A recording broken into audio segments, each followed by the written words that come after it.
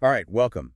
Today we're diving deep into a really specific moment, looking closely at just one news report. Yeah, we're trying to understand a particular day, June 15th, 2025, in the Iran-Israel conflict based only on what this one source tells us. Right, so our mission here is basically to pull out the key facts reported in this source about strikes and their immediate recorded fallout on that day. Exactly. And the report, it kind of structures it chronologically, starting with reported Iranian actions. Okay, so what does the source say happened first? It leads with reported Iranian strikes aimed at Israel. And crucially, it says these strikes resulted in casualties. Casualties. Okay, does the report get more specific than that? Because, that can mean different things. It does, yeah. And this is, I think, quite notable. The source states that at least 8 people were reportedly killed in Israel due to these strikes. 8 people. Okay, so the report puts a specific number on the human cost there. A very grim, specific detail reported for that day. And then what does the source say follow that? So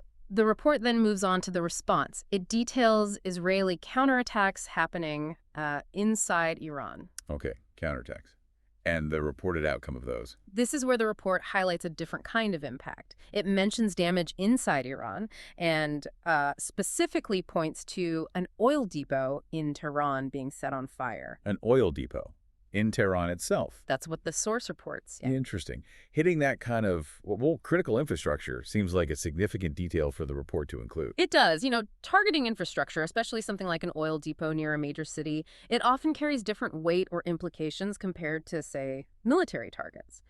The source flagging that specific damage gives you a particular angle on the reported counterattack. So just from this one report covering June 15th, we get these two quite distinct reported outcomes. Tragic loss of life reported on one side. 8 killed, according to the source. Right. And then this specific infrastructure damage reported on the other side, the oil depot fire. Exactly. It's not just like a general clash has occurred. The source gives these tangible reported data points for that specific 24-hour window. The number of casualties, the type of target hit. And looking at those specifics, what the report says was hit and what the reported immediate result was, it helps you build a much clearer picture of the dynamics described for that day. Yeah, it moves you beyond just knowing there was an escalation to understanding the sort of reported texture of it on June 15th based on this account.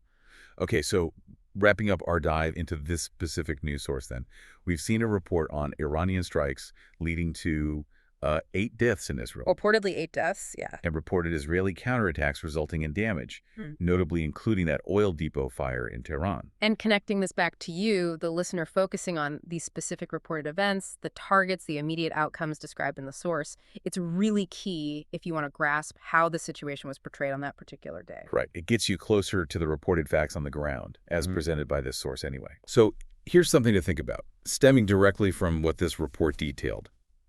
When a source reports such distinct outcomes, specific human casualties versus specific infrastructure damage like an oil depot fire, what might that suggest to you about the potential strategies or focus reported for each side on that specific day? Just something to mull over based on the information in this source. Thanks for diving deep with us.